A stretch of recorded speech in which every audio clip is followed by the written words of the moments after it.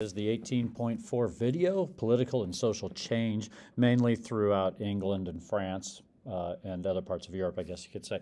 In this one here, the three main ideas we're going to be dealing with are the Magna Carta, the 100 Years' War, and the Black Death. All right, here we go.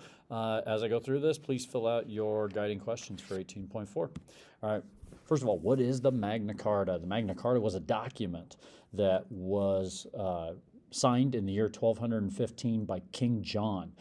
King John was tricked into coming out to a place outside London called Runnymede, where he was surrounded by some of his noblemen. They were very upset with him, with some of the laws that he was putting into place that was actually hurting these noblemen. A lot of these laws had to deal with taxes that they thought were unfair. They were also upset with him taking some of the lands that the king had given these nobles and then giving that land to other people. So they tricked him into coming out there, and they wanted him to sign this document, and they pretty much told him, hey, either sign this document or we're going to kill you out here. So King John will sign this Magna Carta. The Magna Carta means Great Charter. And in this Magna Carta, it was basically just a document that listed the rights of the noblemen that the king could no longer ignore. All right, so one of the reasons why they did this is they wanted to limit the rights of the king. They wanted to limit, I shouldn't even say the rights, they wanted to limit the power. The king had been creating new taxes on these nobles, taking their land, things like that. What's really going to become a big deal then is this Magna Carta becomes kind of the first document in recorded history that will limit a king's power over the people that he rules over. And it will be used as inspiration, in the late 1700s when our founding fathers write the U.S. Constitution, the Declaration, and the Bill of Rights.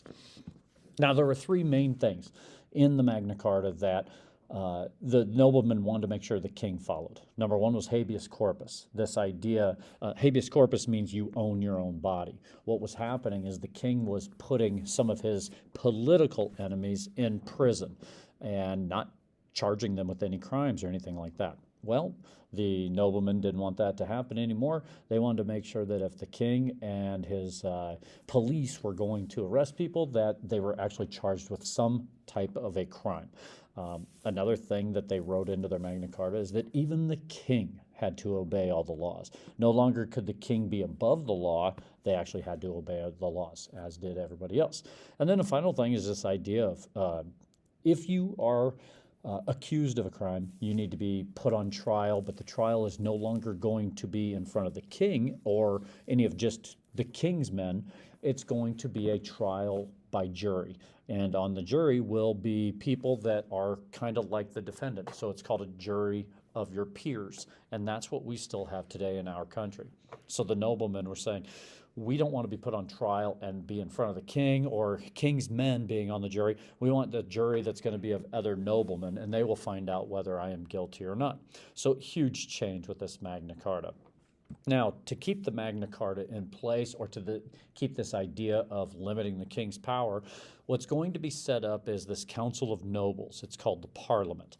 So the Parliament, I believe on page 542, you can kind of see where the Parliament first meets. It's in like the 1230s, so about 10 years after this document is signed, the first Parliament will meet, and it's the Parliament now that is going to be the lawmaking body of England. Now, there will be times where Parliament has a lot of power, where they make the rules, even the king has to follow and all that. There will be other times as we get moving forward where really the king starts to exert his power again and the Parliament really doesn't have much power.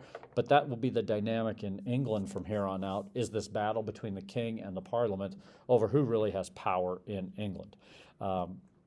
They will require everyone to follow the law, and it freed the court system away from being a court that was specifically there just to do whatever the king wanted. Now it's going to be a court system that is supposed to rule by law. Okay, not always does it happen, but it makes the system a lot better than it used to be. And then this will be kind of an inspiration for us in America. All right, so that's pretty much with the Magna Carta. Number two is this 100 Years' War. As you can see, the dates of the 100 Years' War is roughly 1323 to 1453, right in there. This is going to be a fight between England and France for power over Europe. What starts this war is that the King of France is going to die. But the biggest problem is he dies with no sons, which means there's no true heir to the throne. Who's going to be the next king? And that's where a French man and a king of England are both going to claim they should be the king. Eventually, in this year or so, in the first year or so, the French man becomes the king of France.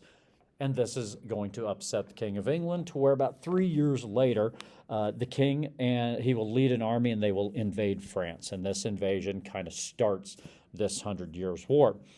Now, off and on it goes, of course, for 100 years.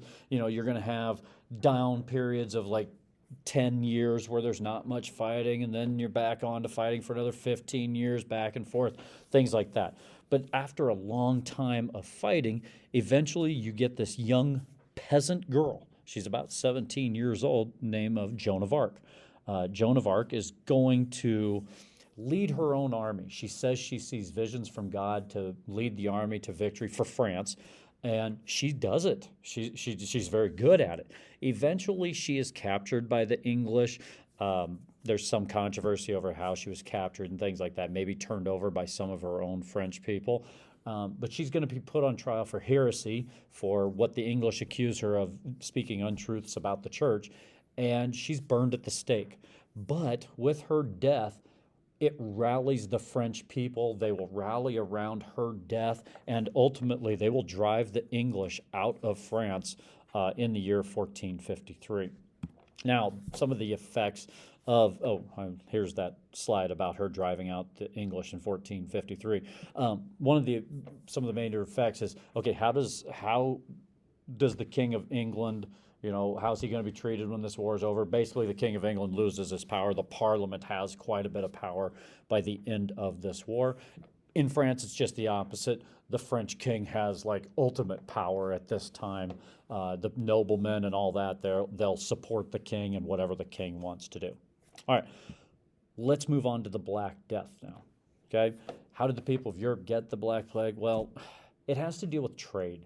After the Crusades and things like that, where a lot of people from Europe had been over in the Middle East, they come back to Europe. One of the things that they're going to do is they're going to continue trading with the Middle East and Asia and things like that. Unfortunately, one of the bad things that comes across the Mediterranean on the ships and docks in Italy and other places of Europe is the Black Death. Fleas will carry it from infected rats. These fleas then will latch onto people throughout Europe and put it into their bloodstream. It's a disease that you can't taste, you can't touch, you can't feel, you can't see, anything like that. But once you have the disease, it kind of courses through your body pretty quickly, and it's a painful death. You get these boils on your skin and things like that. Eventually, the boils will burst, and that's where the black comes from, the Black Death, because the blood had turned black. It was diseased. In some instances, fingers and toes and things like that, the skin turned black. It was very, very gruesome. And people just didn't know how to deal with it. There was really no understanding of how to treat it. Lots of different ways to try to treat it. Some of the things is just kind of slicing open the boils to let the bad blood out, putting leeches on the skin to suck the bad blood out. Nothing was happening. And people lived in constant fear. As you can see, for this 4-year time period was the worst, because that's where more like 25 million plus were going to die in Europe. People were looking to the church for help, but the church couldn't solve anything either with this. They tried different things, tried to say it was God's way of punishing people, but pretty soon a lot of people just didn't even accept what the church had to say. And it was just a horrible place. In some respects, in England alone, there's talk about over 1,000 villages just abandoned. People were died, or they left these villages to never return. It's devastating what happened to Europe and in this Black Death. All right, but out of that Black Death, here are some of the things that will continue afterwards and make changes. And one of the things is feudalism, the system we talked about long ago, was already kind of dying out after the Crusades. It's really the Black Death that's going to kind of issue a final death blow to feudalism, because of the serfs. Those that survived, the peasants and the serfs that survived, their skills are in high demand now. A lot of workers died from the Black Death. Those that are left over, they can now demand more pay. They can demand better working conditions. Many peasants and serfs will now leave the manor, leave these small villages out in the countryside. They don't want to be farming anymore or anything like that. They go to the cities where the jobs are. And so now you start to see this really big shift in Europe after the Black Death, a move away from the countryside to the farms. And as you can see, the impact of the Black Death in here, impact on the church, impact on the economy, and impact on society. Okay? Customs like feudalism just die away. It's pretty much gone. You're going to see deaths create a shortage of qualified priests. You have this right here with fewer consumers. The prices of goods drop. So now as a peasant or serf, maybe I can afford better things now than I used to be able to. But with that fewer laborers, I can actually make more money also because my skills are in higher demand. So out of devastation, the Black Death, there does come some good within Europe, and that is moving away from the feudalistic system. All right, that's pretty much where we end section 4 for chapter 18.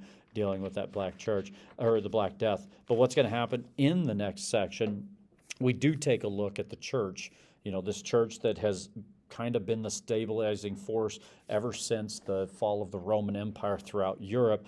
The church is, going to have some problems coming up down the road. There are going to be challenges to the church, and there's going to ultimately be a big split that we're going to talk about in the church in chapter 19. But that's it for this one here. So thank you guys for listening, and please make sure you filled out your notes for this here. Have a great day.